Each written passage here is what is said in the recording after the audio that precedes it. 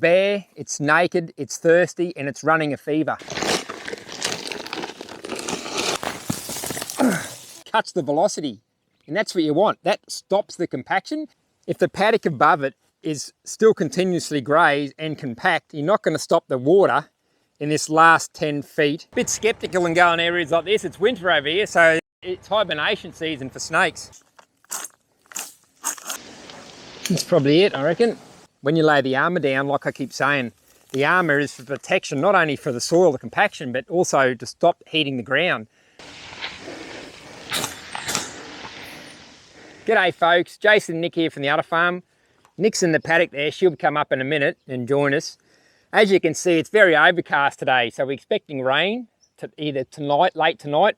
I think they're saying up to ½ an inch, and probably 3/4 of an inch tomorrow. So we'll go over here, and what we're doing is we've got some bare soil. I'll explain why it's bare when we go over. This is the hardest part. I've been doing regenerative farming now for over 6 years. It never used to worry me before driving cars and tractors and heavy equipment in the paddock. But now I've gone down the path of regenerative farming and trying to I'm a grass grower now, or a micro builder.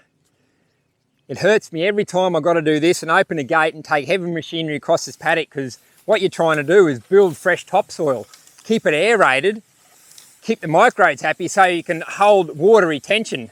The more you drive across the paddock, the more it impacts, the more it compresses the soil.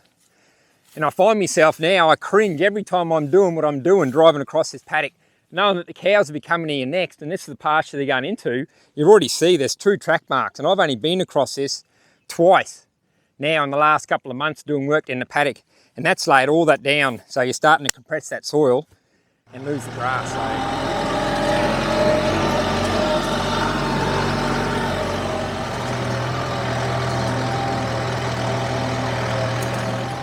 I'm driving my livestock hard over winter, but that's a separate video. But as you can see, they've chewed all the leaves off these wattle, a bit of lantana there, which we've got to take out, and a few gums. This is all low lying over here. So they've eaten all the leaves off and exposed the soil underneath. The reason why this isn't growing underneath either is all that foliage over the top is not letting the sunlight through to the soil. So now it is exposed and letting the sunlight through, and the cows, I've used them to clear this area. What we're going to do now is put seed over here, because the last thing you want is exposed soil like this. You know, as they say, it's bare, it's naked, it's thirsty, and it's running a fever. I won't explain each of them. I've done it in a video before, but if you listen to that quote, it's bare, naked, thirsty, and running a fever, I'm pretty sure you can work out what I'm talking about. That is very dry now. So what we're going to be doing is raking in a budget seed mix, like I mentioned. I've got 8 different seeds in this budget seed mix. We're raking it through the mulch here, and then I'll be adding an additional mulch layer on top. So when this rain comes, what I'm worried about is this runs down to my creek. Because this is exposed topsoil, all this, if it's not exposed, not only will it compact more because it's bare soil, but it'll wash the soil that is here, loose, down that hill. If you put the thatch over it, what it does is it adds that barrier between the soil, the seed, so when it does rain, the water hits that bale or mulch you've laid out and cuts the velocity. And that's what you want. That stops the compaction and also allows it to seep through into the soil rather than hitting it and washing the seeds. It'll seep through and hopefully weep into the soil rather than running down the hill. So this is where I finished. Beyond this, because there's so much leaf matter on the ground, because this is thick through here, that leaf matter, I won't seed that because that is stopping the velocity there. It's not bare soil. The water hits that leaf matter and slowly seeps through. This is what we use for just doing patch repairs like this. It's not a premium mix. It's only relatively cheap. What it's got in it, I'll tell you it's got in it. What it's got creeping bluegrass, paspalum, white clover, millet, lucent, burgundy bean, and Rhodes grass. Rhodes grass is the most at 49%, and then we've got the millet at 29%, and all the rest fluctuate between that 3 to 6%. We've used this on all our burn piles. When we burn, then we get that ash with all the goodness in it, and when it cools, we spread it, and then we put this stuff on top and then mulch it down. We've had good success with this germination of this grass. Then we let it go for at least 6 months before we bring the cows in. That way the root system enables it to take a little bit. 12 months is better, but when you're grazing like we do, we haven't got the capacity to let it go 12 months. So we just bring it through and give it a light graze the first time round. Righto.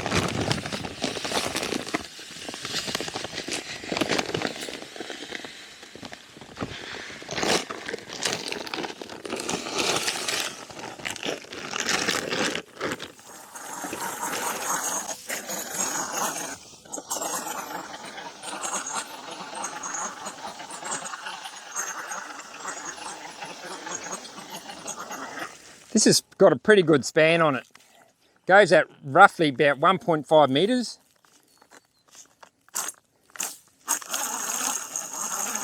.5 I think it's about that, about 5 foot.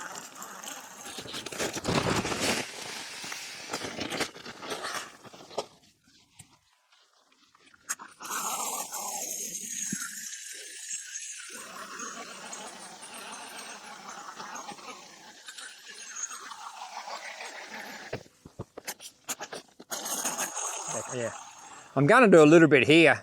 It's got mulch up there from the litter bank, from the leaves, but here is pretty bare. And this runs all the way down to that creek. So I'm going to lay a bit out here as well. We've got the mulch there, we've got a bale there. The bale's probably, they'd have to be close to 2 or 3 year old, so it's going to be pretty hard, that bale. It won't just be peeling off in runs, it'll just be big clumps, which may be an issue, but we'll cross that path when we get there. As you can see here, where I'm standing, that's an erosion area running down to that creek. So this area this paddock was continually, the whole block was continually grazed before we bought it. And that's the reason why I've gone down the track of regenerative farming and given the paddock rest and laying the carbon down on the ground and cell grazing to build the armour of the thatch layer up required to slow down the rain when it does fall, and it's not hitting that hard compact ground and it's washing areas like this and making this worse. This here would have to be at least 8 foot from that tree behind. And you can see that would have been all soil naturally because it comes across here. And this is all area over the years of erosion due to compaction and water runoff. And that's the importance of having the ground covered. When you lay the armour down, like I keep saying, the armour is for protection, not only for the soil, the compaction, but also to stop heating the ground so you get more microbes. It acts as a thermal insulator on the ground. I'm also going to do this bit here. I notice it's been heavily trampled through here. So while we're here and we've got the bale of mulch, we're going to see this and get this out of the road as well. One thing you want to do is don't stop mid-seeding because the gate doesn't close and the seeds just keep running out. There's a bit more litter bank down here than I first anticipated. I probably don't have to spend too much time raking it. I just don't want to disturb that litter bank too much, even though we're putting additional mulch around. So instead of going too hard, I'm just going to give it a light rake. That way anything that's sitting on top of the mulch hopefully should fall through to the soil, and then we'll cover it with mulch.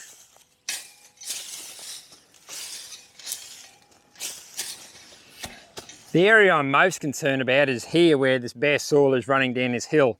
I want to get good seed to soil contact here, because on the flat there's a good chance the seed will just push straight through to the ground here. If it's not in good contact on a leaf, good chance it's going to roll down. So I'll spend a bit of time here disturbing this soil firstly, to maybe put that seed under the ground, say quarter of an inch. At least then it's not sitting on the surface.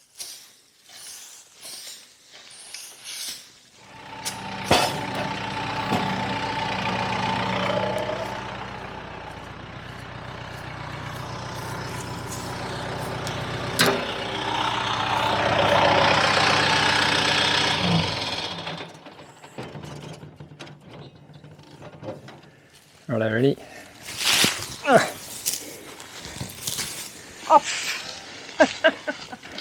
Couple too far. I'm going to need a pair of gloves, but it's really prickly. It's going to have a tendency to roll. We'll strip this off now and we'll start laying it out.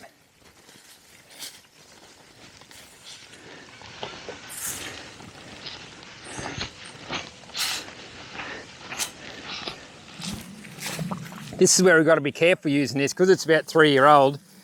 there's some hard clumps right on the edge that's broken down. You don't want to put that straight on top of the seed. That's probably 4 inches, and that'd be way too thick. You won't get any sunlight through there to ever germinate those seeds. So any big clumps like that, we just got to break down. If it's not going to break down, we just throw it over the back of the hill that goes down, and it'll break down in the bush there. So you want a layer over top. You probably only need it 2 inches high, because with the rain, when it pushes it down, it'll end up being about 1 inch high. Any higher than that, really, it's not going to allow any sunlight to get through. So we're going to evenly distribute this across the ground. See, this is exactly what I'm talking about. This is one piece. Because it's had rain on it, it's bound it together. The stuff underneath is perfect. That's the stuff you want. It'll break down easy, it'll cover and allow that sun through.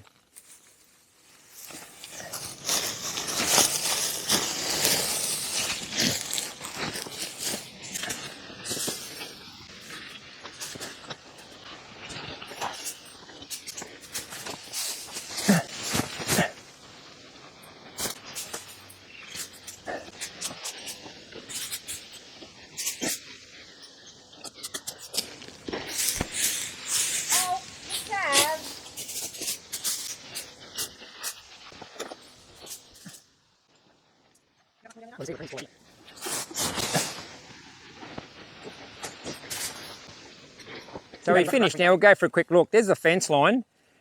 We had a bare spot there. In through here, that's where that gully erosion is, right down there. So I paid particular attention to the area in front that had been exposed. But from that timeless fence we've got there, down to that gully erosion would probably be 10 or 20 feet. If the paddock above it is still continuously grazed and compact, you're not going to stop the water in this last 10 feet here.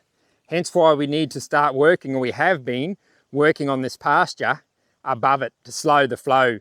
Let it fully recover, get the cows in, they lay that thatch layer down to build that armour and to build more organic matter when that thatch breaks down for that's feeding the microbes. And that takes that organic matter into the ground. So you've got to start above the erosion to slow it down. You're not going to do it in the last 10 feet. But because this was a exposed bare area, we had to do something. We're trying to get some plant growth back through here now that the cows have exposed the foliage from those trees. So like I mentioned, we've got about 3 inches fluffed up here done. So hopefully when the rain packs it down, you're going to get, probably half an inch of thatch there, and that should be enough to get a bit of heat into the ground to germinate that soil. But anyway, have a good morning, have a terrific afternoon, and an awesome evening, guys, wherever you're watching this from, and we'll catch you later.